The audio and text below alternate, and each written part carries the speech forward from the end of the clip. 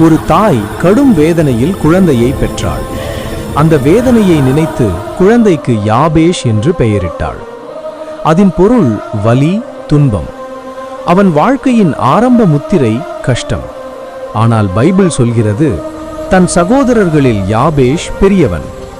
வலி இருந்தாலும் அவன் உயர்ந்தவன். ஒரு நாள் யாபேஷ் வானத்தை நோக்கி பிரார்த்தித்தான். கடவுளே, என்னை ஆசீர்வதிப்பீராக, என் எல்லையை விரிவாக்குவீராக. உன் கரம் என்னோடு இருந்து துன்பம் எனக்கு இழைக்காதபடி காத்தருளுவீராக. சிறிய பிரார்த்தனை, ஆனால் பெரிய கோரிக்கை. பைபிள் சொல்கிறது, அவன் கேட்டதை கடவுள் அவனுக்கு கொடுத்தார். துன்பத்தில் பிறந்தவன் ஆசீர்வாதத்தில் நடந்தவன். சாபம் போல தெரிந்த பெயர் சாட்சியாக மாறியது. யாபேஷின் கதை நமக்கு சொல்கிறது, எத்தனை வலி இருந்தாலும் கடவுள் முடிவை மாற்ற முடியும். வாழ்க்கை துன்பத்தால் ஆரம்பிக்கலாம், ஆனால் அஞ்ச வேண்டாம். கர்த்தர் உனக்கு பெரிய காரியங்களை செய்வார். ஆமேன் சொல்லுங்க.